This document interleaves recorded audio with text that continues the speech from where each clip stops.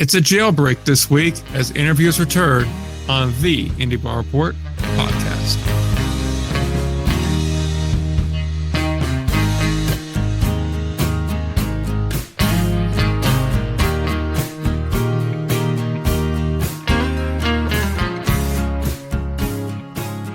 We're back, episode number 352 of the Indie Bar Report podcast. We have an interview this week, and we have a manager change, and we are going to be, I guess, the government, or at least a baseball team is going to be. Isn't that something, Ryan? It's certainly something. I mean, how many jokes we make about baseball players ending up in jail, baseball players coming from jail? A lot. I'm going to keep it classy, as I always do. But it's kind of a vibe. And honestly, I like it. Honestly, I think we have to go to this one game just so that way we could say we were where we belonged, which is behind bars for the takes that we spout on this show. Isn't that something else? But hey, they'll never get us alive. That's what the tin roof's for. I don't even know what to say at this point. I'm just letting you ride for a minute. What are we doing here? I suppose we could throw to the interview that we have that we didn't announce, and we're just going to spring on people. You're just like tongue-tied. You look like you're brain before you had that first hit of Adderall in the morning. Oh, man. I just was at no point did I fully understand where that sentence was going to end. And at no point was I happy about where it did end. Which, by the way, if that isn't just my entire feeling on this podcast, but that's fine. I mean, in total fairness, sir, that is because you're just a rinky-dink news source. I've been told. Dare I even say you've been called a hack before? Oh, I've been called a hack a lot. That's fine. But would a hack be on a podcast that just hosted the American Association Commissioner, Josh Schaub? Well, if a hack would, then that hack's on this program because we have Josh Schaub joining the program today. And I thought it was actually a pretty fun little interview we had. Yeah. Honestly, I've said this before, this is not a new take. I'm generally optimistic about the direction of the Atlantic League, and same with the Frontier League. After last year, they seem to get things kind of rolling in the right direction after a weird expansion run. I don't know that there's really been a point since I started covering them that I looked at the American Association and was worried. I mean, they have really gone a slow but steady growth path. And he talks about that sort of the intentional model that, you know, being comfortable rolling something slow but steady in order to get a big leap forward, in the big picture. And it's interesting to hear. I mean, that is kind of the thought. A lot of the time, slow but steady isn't the plan in some of these leagues, I feel like, because they had big goals and then didn't work out. And they're like, well, we'll just go slow but steady. I mean, I do think a little bit of the Atlantic League being like, we're going to have 16 teams in the near future, still the same number of teams. So, but I'm complimentary of that. Chill out. Let's stop expanding like crazy. So it's funny, though, to see the American Association and get a glimpse behind the curtain. And there's a lot of things that I really hope other leagues can model. I really hope people can at least see their thought process on it. Yeah, man, this is solid pull by you. What a podcast host. You know, after 7 years, you start to, not screw up all the time. So that's a positive there. But I'm just glad that we got banana ball talk in here. So that way, everyone that hates banana ball talk has to suffer through it. I mean, is that not our entire existence, just making people listening to this podcast suffer? What are we doing here? Are we successful? We're going to union night, so that's got to mean something. Yeah, baby. Union night. Union night. Union night. So hyped for union night. Just about as hyped as I am to bring you the interview that we have, so we'll get right into that. Here's our interview with the commissioner of the American Association, Josh Schaub.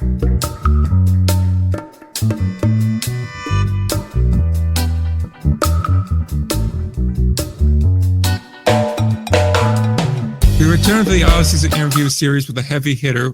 We now welcome to the show the American Association Commissioner, Josh Schaub. How are you doing today? Doing good now.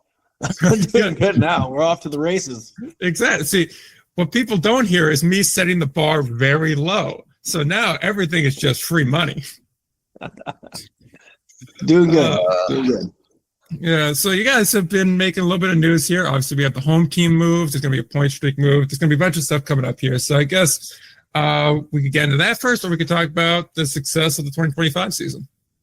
I want to talk about the home team move because I need to clarify. I've been reading online and my staff has been informing. I think I want to be clear. AABaseball.tv is still our primary source for fans to watch online. Okay. We added HTN as a production piece of it, and then 4 teams, maybe more, will also have games on HTN. So all of our teams will be on AABaseball.tv. There's some additional games that will occur on HTN, in addition to all of our takers, Rise, Unbeaten, Gray Media, and others. Okay, so HTN is more or less handling the production element of it, and then some teams are going to use them to simulcast games on. But AA Baseball TV is still going to be around. It's still going to be largely untouched from a fan-facing perspective outside of who's handling the production. Yeah.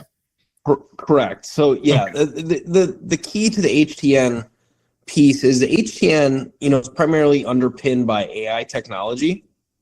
Okay. And what we're experimenting with them on is adding human elements as well. So we may have AI switching, but we'll have human powered cameras in addition to AI cameras. So we're enhancing the broadcast to a point that those teams using it will be at a national standard. Human labor around television production in some of our markets is very difficult. Yeah. And so what we're tasking or shooting for is using AI, supplementing the talent we have to elevate it to that national standard. So I just want to be clear about that. AABaseball.tv is still our primary source for fans to watch our games. There's going to be additional coverage on HTN for some of our games. Okay. So, and it's additional. So the games on HTN will still be on AABaseball TV? Correct. Yep. Simulcast. Okay, making sure this wasn't though honestly, it would be, as much as I wouldn't like it, I would be somewhat impressed if you're pulling the same move that like the NFL is doing. We're going to put this one over on Prime, by the way, which actually, speaking of, you have done. So that's cool. I was going to say, that's a really insane comparison to make. And I was like, well, actually, it's been done. Okay. Well, thanks for clarifying that. Thanks for coming on, Josh. I appreciate that. Yeah, no problem. Yeah, starting there. So, the 2025 season recap. I mean, I've heard some banter about this too. Our biggest accomplishment is 10 million viewers. And it's in large part to the amount of takers we have. Everyone saw Major League Baseball games were up 25% in terms of viewership. And part of the reason they got there was they just were distributing their games to more places. We're in a similar boat. AABaseball.tv, Gray, Rise, Unbeaten, Baseball Champions League on Fubo, ESPN Mexico. And then what probably is not public, or at least it hasn't been made public, is that we're also syndicated on a lot of RSNs. So NBC Sports Chicago, NBC Sports California, NBC Sports New York. There's Bally's networks that picked up games. So there's a lot of distribution, I think, that people don't know about. And the power of Gray Media. Gray Media has 114 affiliates, and they have 9 statewide networks. So if you take one game in Fargo, I know for certain, hit like 400,000 people because it was simulcast across so many different networks at the same time. Okay. So I think that we put out a stat, like, as far as the amount of games actually produced across multiple platforms, like 1,600 plus games were actually put out when you add up all the platforms. So, I mean, that makes sense. So I'm also trying to, I guess, see exactly what the thought process is for the goal of the switch. So it's mostly, is it to sort of standardize, maybe raise the base level for what production looks like on the broadcast, as well as, again, trying to just get it in front of as many eyes as you can. Correct. Part of the struggle leagues have is without significant investment and not equal investment from all teams is raising the bottom level, right? So again, there's some markets where finding the appropriate labor is very difficult to get your broadcast to a certain standard. And so what we found was an efficient way to do that in a combination of the human element you have and the AI. Once you get those teams to a certain standard, you actually create a network of teams that are more attractive to what you'd call tier 2 broadcasters like Roku, Fubo, because what they want, if they're going to take a game of the week or 2 games of the week, is something that is uniform throughout the league. So every week when a fan tunes in, they recognize the graphics. All the cameras are 1080p or better. The switching all looks the same. Everything is uniform and not patchwork. Even, if you look at sometimes social media, and it's not just our league, it's a lot of leagues, and you'll get a highlight out of one market that looks absolutely great, and you'll get a highlight of another market. You're like, oh man, it's like you're shooting through a potato trying to watch that game. So what we're trying to do is create uniformity and raise a standard to have a true network of games to feed to takers, if that makes sense. Okay. That makes sense. As somebody, and I've talked about this on the pod before, I've run into, I'm trying to introduce friends to indie ball because I'm the drug pusher of random baseball at this point. And I do get a little selective about what market I'm going to show, because you can very quickly, that first impression is important for a lot of people. And if it feels amateurish, people are going to write it off like it is. So I understand where you're coming from there, and it's hard to get everybody to kind of see that vision, especially with what it can cost. So, okay, I follow on that one. Nick, do you have anything else on the broadcast thing while we're here?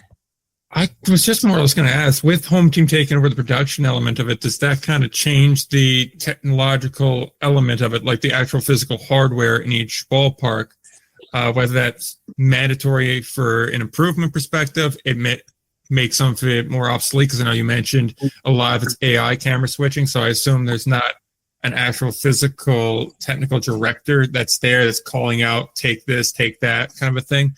Yes. So just a hardware perspective. So to be clear, again, only some of our teams are taking up HTN for production, and yes, there is a significant hardware switch that comes with that. So there will be cameras installed, new cameras, new hardware installed, and yes, the technical director is off-site. Using their equipment offsite. So technical director, replay, graphics are all offsite in those cases. Okay. And then I remember reading, it may have been in the press release you guys put out, but it could have also been the Atlantic League one, because I know they both came out the same week. But is there any more on the AI integration? Because I know you mentioned it here, and I've been reading about that. As far as from a fan perspective, anything further that we haven't already touched on that would be noticeable from the AI perspective? No. And truthfully, AI has been a great efficiency tool for our teams. We have not found a path to really, turning up the knob on AI helping with fan engagement. We just haven't seen that yet. We've seen what they call AI, and it turns out it's not AI. It's traditional methods that have been labeled AI or AI enhanced or leveraged AI. We have not found a path to really utilize it yet outside of creating efficiencies. Okay. Yeah, I was just more interested on that, because I know AI has become a buzzword here, and so you never know what exactly you're going to get with it. And we had a whole discussion on it not too long ago, so I just was curious about that. Yeah, I mean, the HTN model is pretty simple, and they're not the only company, but we think they're the best. Is AI is actually deciding which camera to switch to. So AI has learned the ball travels this way. All right, AI says, okay, switch to that camera. So that's where AI comes in to play in that particular production. Okay. Among other things. I was actually going to start asking about the other big technology switch, I guess, that we're looking at with the league right now, which is on the stats side. But I didn't want to push everybody ahead, but that's kind of the realm I live in, Nick. So I've been showing self-control thus far. You can always circle back. That's what we'll say. Yeah. So I'm more curious also on the, moving away from point streak. What is that going to look like? Can you tell us anything about what the league is looking at for stat hosting for next year? And, will that integrate with historical stats and things like that? Yes, we're in motion, and my deputy commissioner, Josh Buckholtz, is working, spending a significant amount of time on this. The good news for you is it's looking like all 4 partner leagues, or at least 3 of us for sure, are going to be on the same platform. So we are working together to make sure this is ready by opening day. I was just at MLB winter meetings. We got an update on it. It could go right now and be ready, but we're obviously working out a lot of things and making sure it's a professional standard by opening day. So we feel good about it. All right. Is that, and we feel like that's going to have like historical stats and things like that? Yes. That's the one thing. Okay. Point Streak has been very, very cooperative to help us migrate everything over. They've been adamant they're going to help us with this process and migration for sure. Okay. I'm trying to think what else that comes with. I mean, is this because Point Streak is ending that offering, correct? That's kind of what's pushing, getting this ball rolling. Okay. Yep. Nick, do you want in on this conversation? I like how that's how you're going to go with that. So it was a natural. I know that you're not as interested in this topic as I am. No, so I am interested because welcoming. I'm interested in because, like you, I need the stats here, and depending on who's hosting stats, very much, it tells me how much of a struggle it's going to be for me to have it. And Point Streak, while it was, more or less basic, was still very user friendly. It was easy to find things, even if it didn't have the widest variety at times. Compared to, say, the 1 year the Frontier League tried to host their own, and it was a complete and utter disaster to try and use from our perspective, at least from my perspective, I should say. I don't want to put words in Ryan, who does so much content's mouth. But sell down. But yeah, so I'm just more or less curious on what the user interface is going to be like and the user experience and how in depth things are going to be, if we have a rough idea of that. Yeah, you should have Josh Buchholz come on and talk about that. But we feel satisfied it's going to give you at least what Point Streak gave you plus more. Okay. Yeah, and I know that. I also believe it'll be little aesthetically more pleasing for sure. Okay. Huge. It's huge for the squad.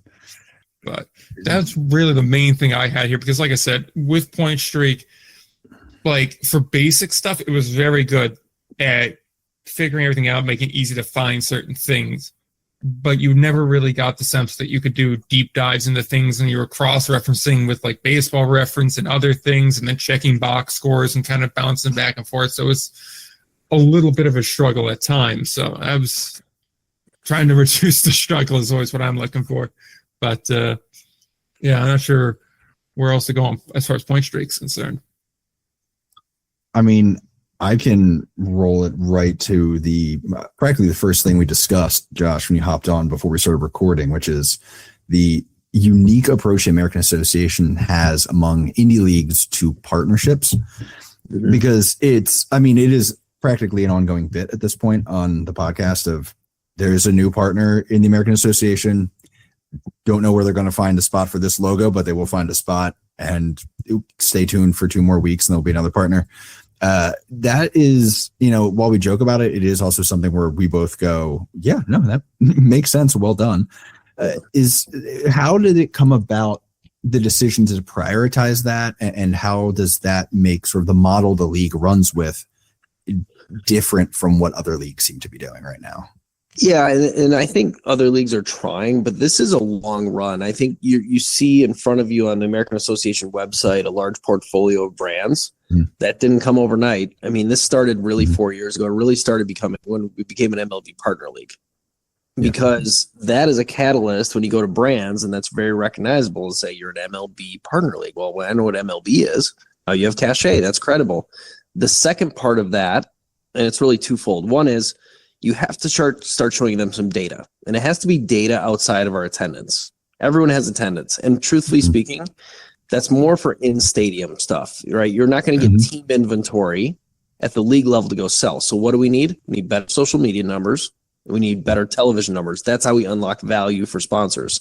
So what we've done a really good job of is, one, teams have been good about saying, listen, this is an area in our ballpark, physical area in our ballpark, that doesn't have a lot of value behind home plate, for example, right?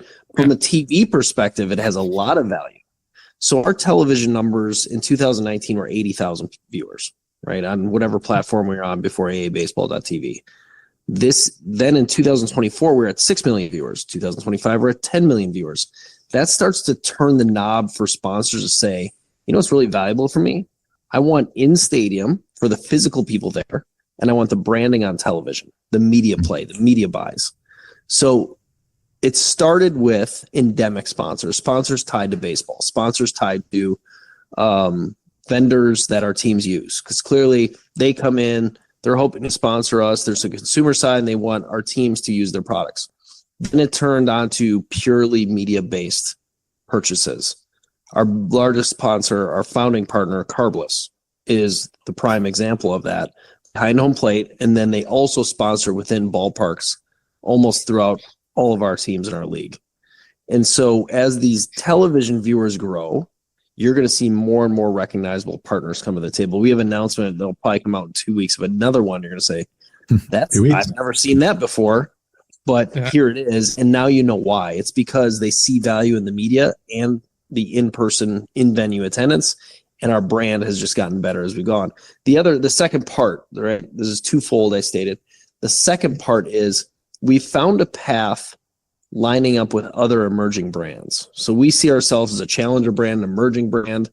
And if you think of your tier one brands out there, Coke, Pepsi, Budweiser, large insurance companies, that's probably not who we're going to roll with right now. But there's brands like us that are trying to challenge to break into tier one. And we found a sweet spot with those brands. Yeah, that makes, I see that now. I mean, looking at honestly, just looking at the partnership page, is this I'm just fascinated by, again, the model of it is the revenue generated from this. Does that fund the league? Does that get put out to teams? Because we've talked before, there must be some sort of, I'm not going to look for percentages here because that'd be a crazy public podcast conversation, but some sort of divide, because if you're taking, obviously ballpark space for these partners, you're also removing a sponsor that they could sell, but on the other hand, it's one less sponsorship they have to sell. So how does this kind of get balanced? Have you received pushback from teams with that, or has that been pretty welcome? So the answer is both. So we obviously fund the league with it. There's also payments to teams. And so the thing to keep in mind is, some teams could go sell these sponsorships and some teams would have less success selling these sponsorships. So what it is, it's communal in nature that some teams are giving something up by giving the league their inventory to help the other teams that cannot sell that inventory. The other thing, it's a joint effort to go hire our sponsorship agency to help us do this. So it's really,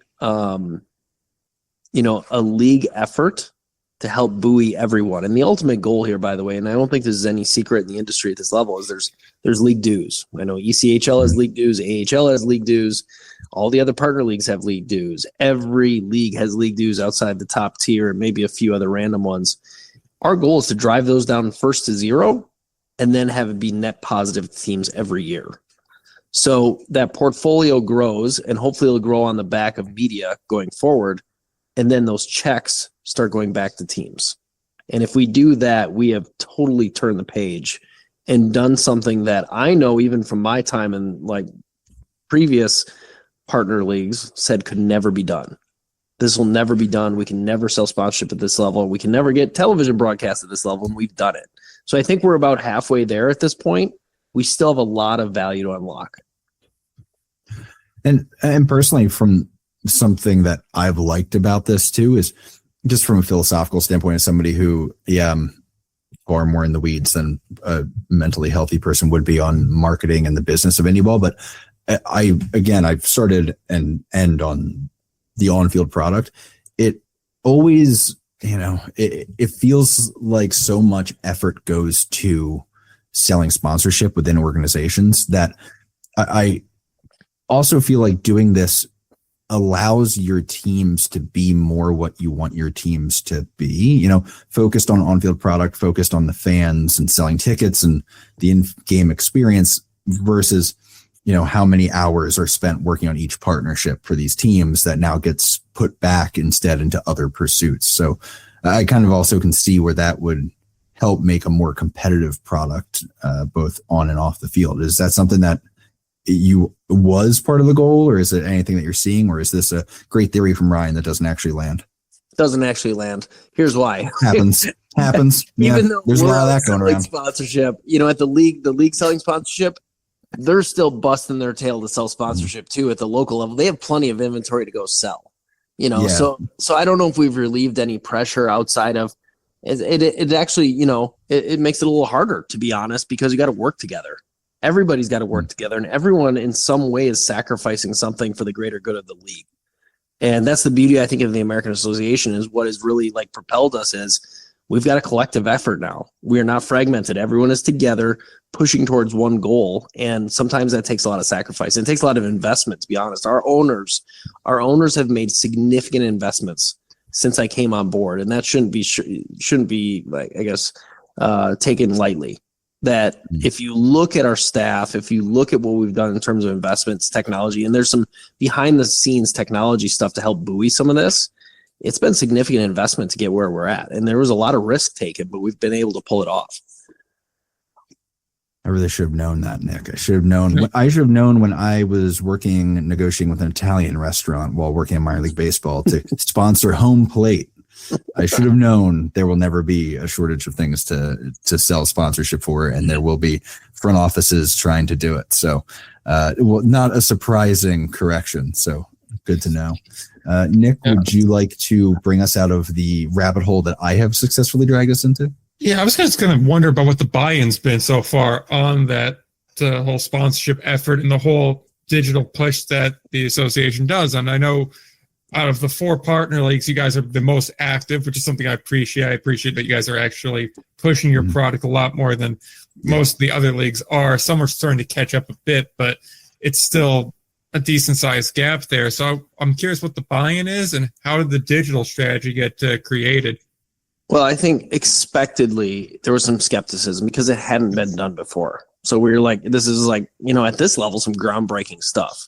Yeah. And, our owners, especially ones that have been around for a long time, have been told this by people for a long time that they could do it. They could do it. This can be done. And it didn't get done. So once we tipped over a couple, I shouldn't say tipped over. Once we hit a couple singles, to use a baseball term, we hit a couple singles, right? Then you start to get some believers. Then it brings a little more investment. Then you hit a double. And then we got carbless, and that was a home run. Yeah. So you start to, put runners on and knock them in. You start to win a lot of hearts and minds. And from the digital perspective, yeah, it's a little tougher because I think there's a lot of people out there that don't know what the league's role is in promoting the game, right? So every team has their own little flavor of how they do social media. What should our flavor be? What should our persona be at the league? And I am of the belief that we are selling professional baseball entertainment. And that comes in many forms. We've had traditionally a lot of highlights, right, that we put out because that's the content that we get at the league level. But what you're going to see is a lot more human interest stories. In fact, if you've been watching the offseason here, Inside the Fishbowl, Winnipeg's docuseries, we've been really featuring a lot of that. We've encouraged teams to produce more content like that. And you're going to see more of the human interest story content going forward. Yeah, I remember a lot of the human interest stories popping up on AA Baseball TV, like I believe there was a Kevin McGovern one that was a special, and a lot of those like that. Yep. All those. So it's going to be more of a continuation on that, something similar to that. Yeah, I think that's a little more long form, but even if you take that long form and break it into short form, that's where the power is. It's not easy to do, by the way. I mean, this is all these staffs, and you guys are very well aware, are very stretched to be out selling. Trying to find people to do this content and believe that it adds relevancy, it adds brand value, and ultimately will lead to sales. That's a pretty large or long jump to take. So, it's going to be an effort to get us there. There's going to have to be some more belief, but that's what we're driving for. And the numbers prove out that it's working.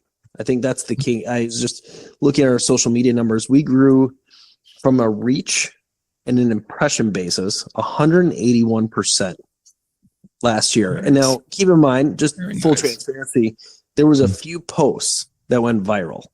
One of them was Jack Michaels tracked down Marge with Dylan Thomas hitting a home run and the music played over it. Yeah. I mean, that drove significant amount of impressions. So I'm not saying like every post, right? The base hit to score the winning run all of a sudden is getting 500,000 views. It's not that. It's just hitting those huge home runs in terms of viral content that has really pushed those numbers. Exactly. It's more supplementing what's already going on underneath the surface and keeping that floor high so that way when you hit those bigger bomb shots, you get an even bigger reward from it. Yep, exactly. Yep. So there's one other area where I do want to touch on here, and it's just because I see they're going to be coming to some of the ballparks here, and it's been a big topic here, and that's just the relationship that the members of the league and the league itself have with banana ball, and I know there's going to be people rolling their eyes about this because they're tired of hearing about it, but I'm going to ask about it anyway. And just what's that like? Because I know there's been a lot of talent that's jumped over to there, and I know that they're going to be coming to Lincoln, Fargo, and I think Sioux Falls, because I remember seeing them selling tickets for that recently, and I think they just sold out their deck. So I'm just curious what the relationship is. Yeah, I actually talked to Jesse Cole right before MLB winter meetings, and we had a good talk. And just, I think from all the partner leagues, we're just like, hey, Jesse, tell us what your thoughts are. Like, what are your plans? We need to plan around it a little bit because we're happy for our players. Those are good jobs. He's doing a good job. It's great for our ballparks, but we just need to plan. And Jesse and I had a good talk. There was nothing threatening about what he's doing. I wasn't threatening him. It was just like, okay, that's a good plan, Jesse. We're on board with that plan, and now we know. That's it. So we feel good about banana ball. We're happy for our teams that are selling out stadiums. We're happy for Jesse, and we're happy for the players that So it's all good on the MLB partner league front from the American Association's eyes. Okay, yeah, because I'm just always curious with it, because I know a lot of times there seems to be like this parallel line thing here, but it does seem like you guys are serving two different things. They're more on, I don't want to say you're both not doing entertainment. The end goal is to entertain everyone in the ballpark. It's just how you're doing it is a little bit different, at least. Banana ball is its own thing. MLB Partner League ball is its own thing. So it's always curious to just see how it gets framed versus how it actually is. I mean, we lean into the play to win. Yeah. We lean in hard to that mantra. In fact, one of the moments that will become a core memory of my commissionership is after this season. I was on the field after giving the trophy to King County. I was talking to Brett Phillips, World Series hero Brett Phillips. Yeah. And he went on for minutes during this celebration about how much he loves this league and how refreshing it was to show up and these guys, our players, busting their butt to win games. He goes, honestly, everyone thinks that's what occurs in affiliated baseball, and even at the major league level, it's not the case. But here, guys want to be here because they're grinders and they want to win. And I think that's a really appealing aspect of our league in the American Association. And we lean into that. And it is a little different than banana ball, for sure. A little different audience, but both are very entertaining and both can be very captivating. Exactly. And that drive to win is what's really appealing about the league. And I've said it before and I'll continue to say it, which is on this level, guys are playing for something. It's not just playing to try to get one element of their game better or to try and do something more. It's you're playing to win. You're doing the best you can. You're putting the lineup on the field that you think is going to give you the best chance to win, because that's the primary thing, is either getting yourself signed to get your shot in the majors, or it is to win ball games while you can. And that's not really how it works in affiliated ball. It's about developing, the guy that you just gave a $1 million signing bonus to. But yeah. Yeah, Ryan, you want to jump in on the banana conversation? A little. I mean, that kind of, honestly, Josh, you seem to kind of get it more than most people I've talked to about the banana, so I don't really have much to pick at exactly. But I was interested too. I mean, is that something that, as somebody high up running a league, you're also keeping an eye on just their operation strategy, how they interact with, fans day to day, how they interact with different markets, and for even promoting specific events, since the American Association, I mean, the Baseball Champions League, that's not what it is it? Baseball Champions League, you got it right. Nice. Yeah. Oh, Ryan, every once in a while. Those 17 questions aren't showing. You want some obscure 90s Wayne Gomes stats from the Phillies? That's there. Name of something I've seen 2 days ago? A little tough. But is that something, I mean, how, I guess, to formulate my question to an actual question, is that something that you look at and think there's some things that you can actually take from what the Bananas are doing, or is it more of a just, it's so separate that it's a really different animal? No. There's definitely some aspects we can steal. We've actually picked it apart, the game day stuff and the broadcast. We've picked apart the broadcast and said, hey, what can we take from this? Clearly it's an entertaining product. Clearly fans love it. They're loving it coming to our ballparks to watch it. What parts can we take without messing with the integrity of our game? That's the big piece. We don't want to mess with the integrity of the game, but our game can also be a lot more entertaining than it is. That's the reality. So yes, there's a lot of things we study about banana ball that we think we can adopt. Not rules based, but just how they entertain the crowd and viewers. Okay. Yeah. And that's sort of something I feel like we've talked about on the podcast as well. They feel like they do a really interesting job maximizing the touch points. Mm-hmm. And I feel like it's really easy to get in the habit. I think a lot of leagues do. When there's so much that a league has to cover, just, so much to do work wise, it's easy to be like, well, that's maybe not not maximizing an interaction, but we can live with it for now. So that's interesting to hear that it's something. Maybe I'm not crazy on that one, Nick.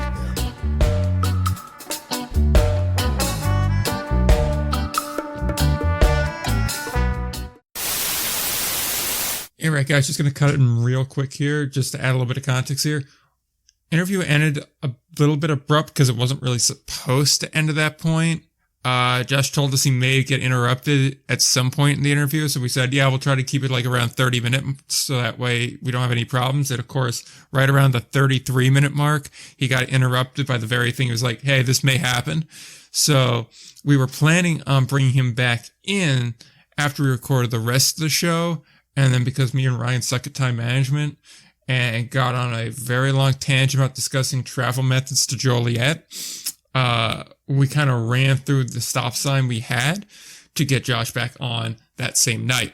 So we're going to work with him to get the second half of this done sometime in the beginning part of next week. So around, like, say, 13, 14, 15, 16, that general range. We're going to try to record the rest of it, which should only be about 10, 15 minutes or so.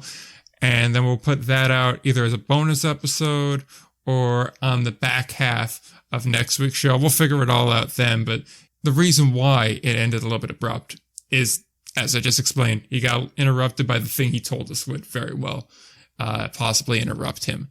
Oh, and also one other thing here before I throw it back to the remainder of the show. We are aware, we know Stan Clyburn is out in Southern Maryland, but I, being the jackass I am, didn't write that down in my show notes. So I totally forgot that had occurred because, again, we got sidetracked talking about a game in a prison.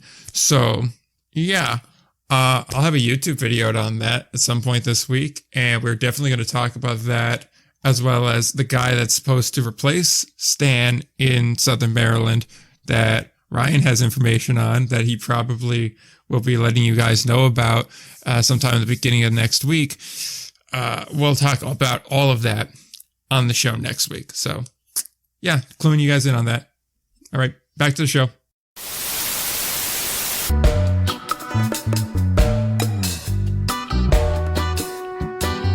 So I just want to thank Josh for hopping on the pod with us, spend some time with us here. A lot going on, awkward hour to get it done. So I appreciate him hopping on and talking some ball with us.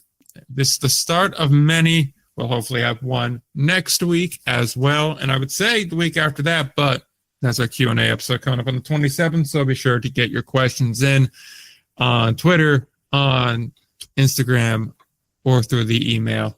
You'll get all the details of that later on, but Indie Ball Report on just about all of those platforms and areas will provide you all you need to know about the Q&A. So on that note, we do have a couple news stories to get to this week, only really two of them. One's a quick coaching carousel update. The other one is, I guess, a game at the jail yard, so to speak here. And I kind of feel like that's the more interesting of the story. So I guess we'll lead with the prison talk and then go to Gateway's manager situation after that, which was unexpected too. But earlier today, we had an announcement from the Joliet Slammers, and that is that they're going to be playing a preseason game at the old Joliet prison at the end of April 30th to be exact here, that they are dubbing the Big House Game.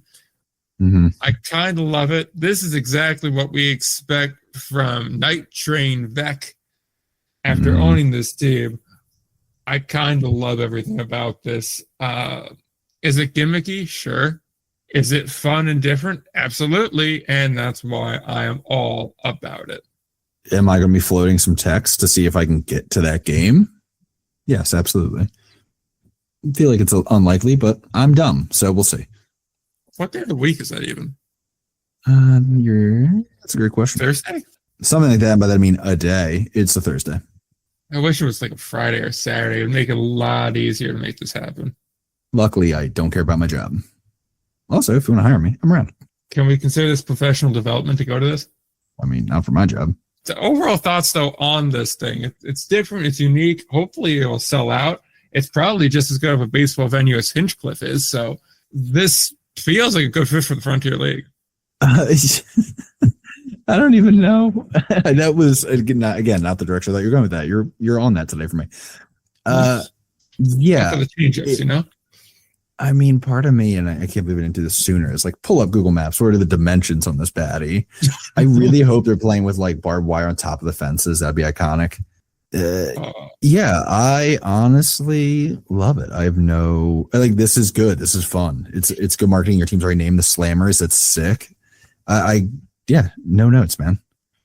Yeah, I think also, and this is something it might be very niche for Ryan. Go ahead. Yeah, this is the kind of different and unique thing that I always love to see here. Like, this is the kind of bit here where, and again, I jokingly meant Hinchcliffe earlier, but like if Hinchcliffe played 1 or 2 games a year, even a series, there's like some kind of, promotional series, it'd be fine. Like this here, preseason game, so the result doesn't matter at all. It's fun. It's different.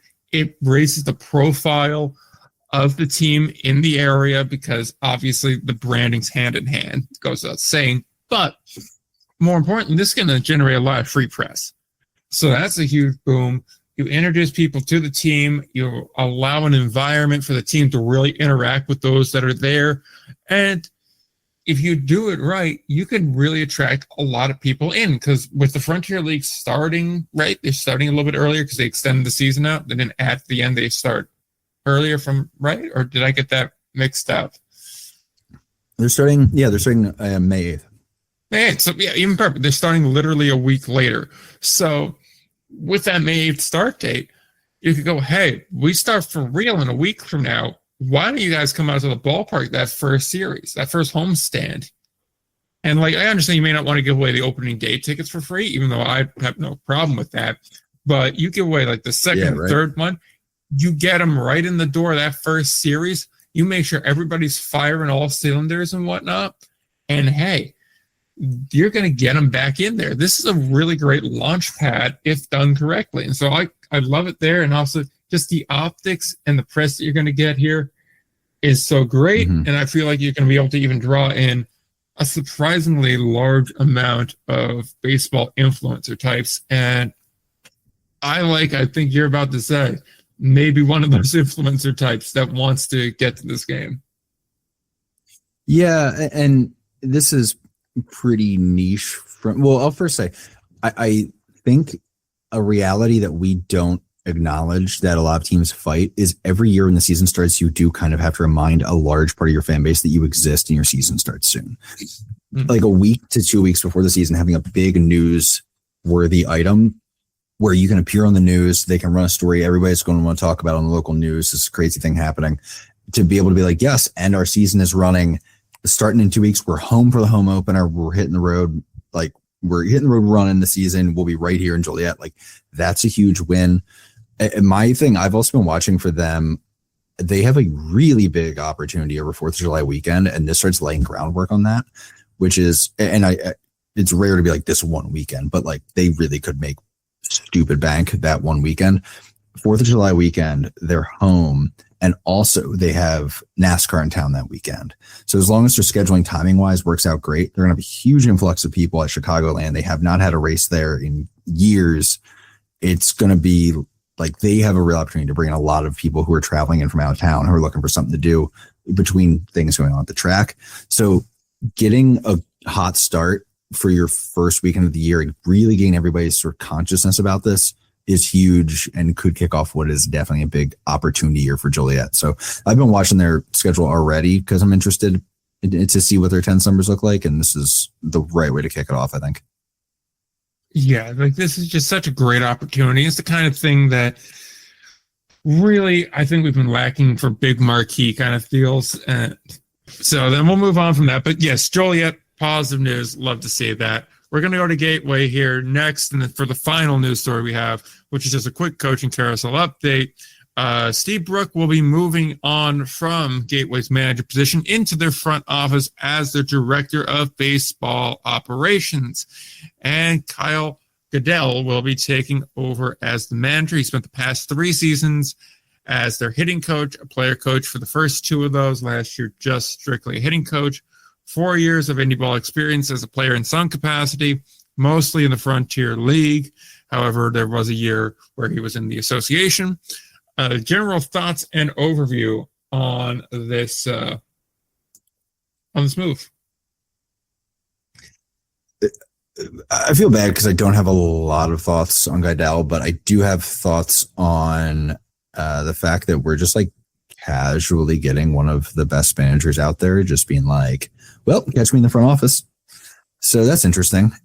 I mean, that theoretically shouldn't change much. He's still going to have his hands on things. Still got somebody who's familiar with the organization, how things run, managing. So I'm not going to sound the alarm, but Steve Brooks' numbers have been pretty incredible over his time as a manager. So, and I should pull them, but I don't have them right in front of me right now because of who I am as a person. But it is definitely, you worry a little bit. He seems to have a good feel for the game, especially the way it plays in Gateway, because it's sort of a unique ballpark as well. So it'll be interesting to see if they can recreate that even with somebody who is, familiar with the organization and the way, Steve likes to do things. Exactly. And I'm going to start by echoing that by simply saying Steve Brooks is one of the better hires, where he said as much when Ottawa got him. And then when he went from Ottawa to Gateway after the false start year. Mm-hmm. So it's very much a tough thing to have to correct, right? Or have to make a change from, rather than correct's not the right term. So Kyle's going to be stepping into a lot as a first-year manager. He's been around the coaching scene for a little bit now, and he's still used to being one of the guys, so maybe that helps, maybe that hurts. And also at the same point in time, Gateway has underperformed in the postseason relative to what they've done in the regular season. We can debate the merits of the playoff structure as it is, but either way, I kind of echo it. I don't know what to expect out of this here.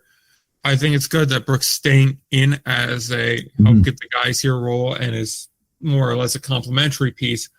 That, of course, being said, though, I find it very suspect to have to do this kind of a thing, and I find it a little bit concerning that they're going this route here. Maybe it is, what Steve wanted. Maybe this is the plan all along, and there's a lot more going on behind the scenes than we've seen so far.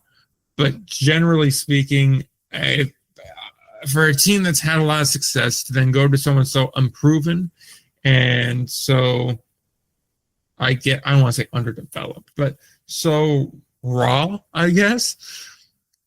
I don't necessarily know if that's the move I would have made. Had they been a team that had struggled a little bit, had some not so successful years, like say, I don't know, Windy City, and they wanted to go younger, I can maybe understand a little bit more. But this was one where I would like to try to find a guy that's more experienced, just to try and keep the good times rolling, so to speak. Yeah, and just to again drive it home how successful Steve Brooks has been as an indie ball manager. I mean, he has had 13 seasons, if I'm seeing correctly. Might be missing one around the COVID years. But I got him at 2 seasons below 500, and those seasons he was a combined 7 games below 500. Every other season he's been 500 or above, including 2 out of the last 3 over 600 on the winning percentage. So, and 3 straight playoff trips. So yeah, Seabrook. He's a hell of a manager. It's tough. I mean, and again, it could just be the travels a lot, or any number of reasons why you don't want to be doing the grind of being an indie ball manager. So I'm not overly reading into it, but I am more along the lines of I think it should. If this situation, if you're going to lose a manager who's that good, even if you're not fully losing him, this is the situation that I think would make me say, all right, you might not be in a ton of trouble. He's still around. You have somebody who knows how they like to do things now running the show. Yeah, that's basically what I got. Is we'll see how this goes, but I'm not going to sound the alarm quite yet.